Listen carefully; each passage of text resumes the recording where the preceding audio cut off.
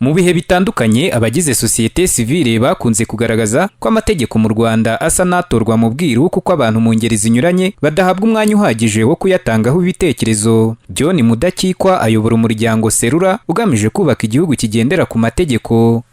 Ahanini amategeko yacu uburyo atorwa ubona atorwa mu buryo bwihuse, nyamara amahame mpuzamahanga nuko amategeko agomba gutorwa habanje kubaho ibiganiro bihagije, ibiganiro byimbitse, abantu bose bagatanga ibitekerezo. Hari mu bindi bihugu usanga umushinga w'itegeko wabanza kuwutangaza mu igazeti ya leta. Mu nama nyunguranabitekerezo yahuje inteko ishinga amategeko, imiryango itari ya leta, amashuri makuru na za kaminuza, hagaragajwe ko hari amategeko atorwa nyuma ugasanga arimo ibyuho biturutse ku kuba abantu mu ngeri zinyuranye batarahawe umwanya uhagije wo kuyatangaho ibitekerezo. Hari nk'igihe haba umushinga w'itegeko kuvugurura itegeko riniri, ugira utyo ukabona kandi ari ibintu bibareba cyane, ariko ukawubona muri komisiyo cyangwa wanawubona ukabona igihe gisa naho cyashize. Nk'ubushize hakora ivugururwa ku itegeko rihana icyaha cy'ingengabitekerezo ya jenoside, twagiye tubikurikirana abantu batinze bagatanga ibitekerezo.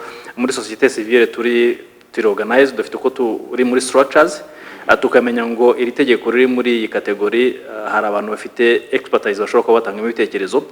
Hari amategeko menshi atorwa n'inteko kubera ko hatabayeho consultation zihagije, kubera ko habayeho kwirengagiza n'ibyo bitekerezo rimwe na rimwe dutanga. Turashima ko mujye mubidusaba, noneho amategeko agateza ibibazo bimwe na bimwe.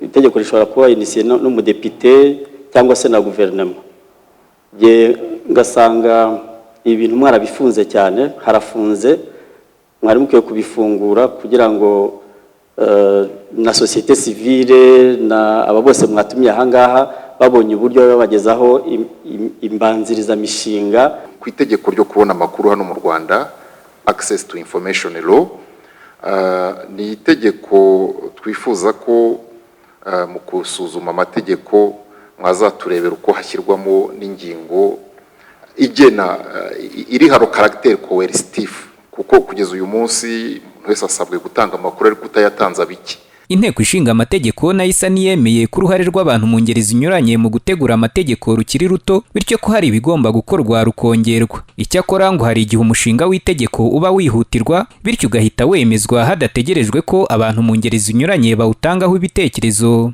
Eda Mukabagwiza ni Vice Perezida w'inteko ishinga amategeko, umutwe w'abadepite. Hari imishinga iza yihuta ku buryo nta n'ubundi buryo tuba dufite bwo kubimenyekanisha kare.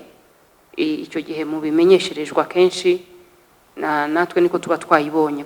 Biba bivuze ko nubwo tuwakiriye, hari ubwo dusuzuma umushinga ku buryo bwihuse ndetse tukawutorera hano mu nteko rusange.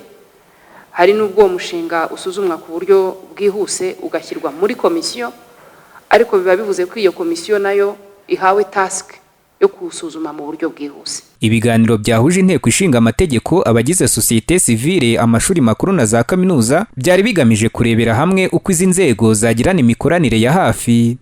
Daniel Hakizimana, Flash TV.